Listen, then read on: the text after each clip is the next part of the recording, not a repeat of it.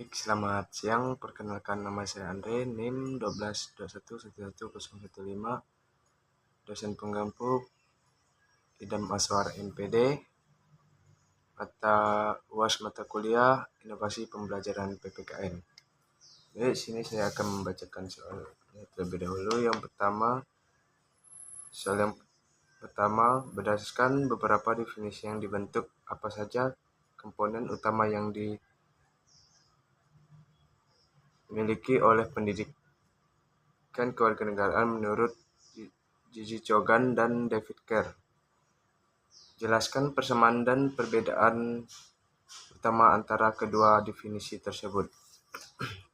Saya akan menjawab. Menurut Gigi Chogan, dalam buku Citizen Education 1998, pendidikan kewarganegaraan adalah pembelajaran secara formal maupun informal yang berlangsung di keluarga, organisasi keagamaan, organisasi kemasyarakatan, media, dan lain sebagainya yang membantu membentuk totalitas warga negara. Sedangkan menurut David Kerr, dalam bukunya yang berjudul Citizen Education International Conference 1999 menyebutkan bahwa secara luas pendidikan kewarganegaraan adalah proses yang mempersiapkan pemuda atas peran dan tanggung jawab sebagai warga negara. Kerr juga mendefinisikan PPKN secara khusus sebagai materi yang mencakup proses pendidikan dan pengajaran dalam proses persiapan pemuda untuk menjadi warga negara.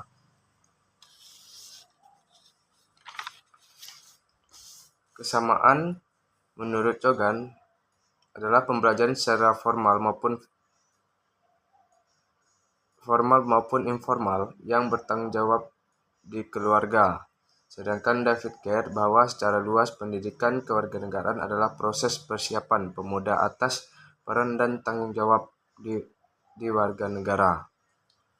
Perbedaannya, menurut Chogan, dia lebih memilih bahwa pembelajaran secara langsung di dalam keluarga. Sedangkan David Kerr, dia lebih memilih bahwa proses pendidikan, persiapan, dan tanggung jawab adalah di masyarakat.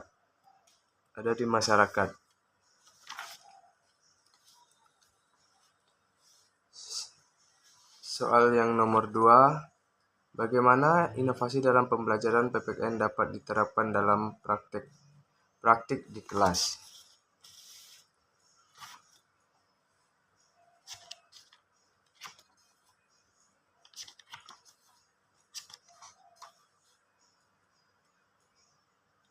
Saya akan menjawab. Inovasi dalam pendidikan kewarganegaraan atau PPKN mengacu pada upaya untuk menciptakan perubahan positif dalam metode, pendekatan, dan materi pembelajaran PPKN guna meningkatkan efektivitas dan relevansi pembelajaran bagi siswa. Ini mencakup bahwa penggunaan teknologi informasi dan komunikasi dalam pengajaran, mengembangkan kurikulum yang responsif terhadap perkembangan zaman dan kebutuhan masyarakat, serta penerapan metode pembelajaran yang aktif dan kolaboratif. Inovasi dalam pendidikan PPKN juga melibatkan penggunaan sumber belajar yang kreatif dan bervariasi seperti multimedia, permainan edukatif, dan simulasi kehidupan sosial.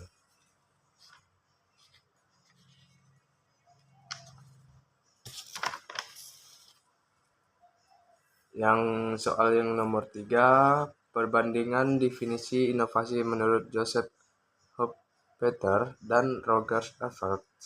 Bagaimana kedua definisi tersebut dapat ditentukan dalam konteks inovasi pembelajaran pendidikan kewarganegaraan? Saya akan menjawab.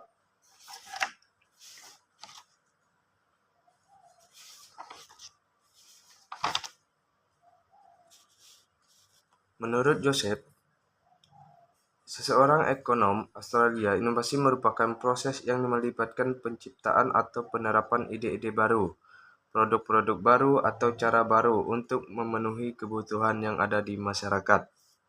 Sedangkan menurut Rogers, Seorang sosialisasi Amerika Serikat mendefinisikan inovasi sebagai adopsi suatu gagasan, praktik, atau objek yang baru untuk dianggap baru oleh individu atau kelompok tertentu. Bagaimana kedua definisi tersebut dapat diterapkan? Inovasi biasanya terjadi dalam segala bidang, termasuk di dalamnya pendidikan. Inovasi dapat dilakukan di mana saja dan kapan saja. Khususnya dalam bidang pendidikan, inovasi biasanya muncul dari adanya keresahan dan keinginan dari pihak-pihak tertentu tentang penyelenggaraan pendidikan itu sendiri.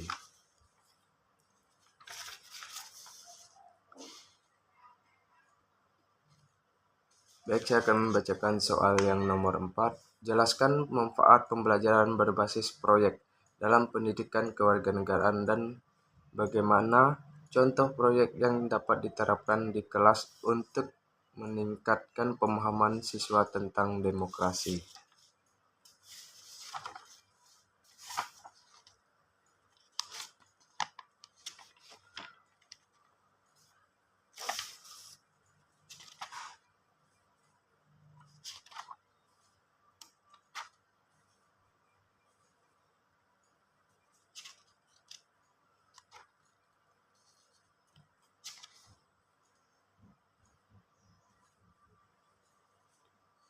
Pembelajaran berbasis proyek, siswa belajar tentang konsep PPKN melalui proyek yang melibatkan pemecahan masalah dan pengambilan keputusan dalam kehidupan nyata.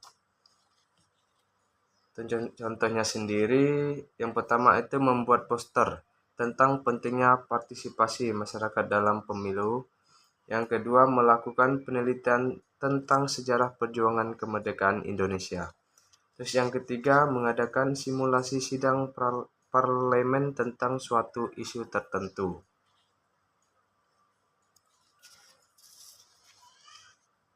Soal yang kelima, apa saja tantangan dari metode pembelajaran PPKN yang inovatif?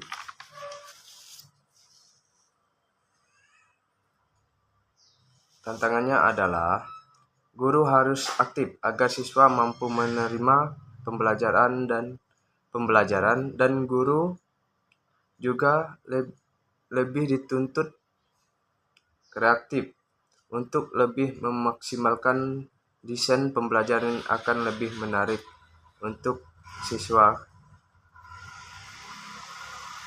pada saat pembelajaran tersebut. Sekian dan terima kasih. Mungkin hanya itu yang dapat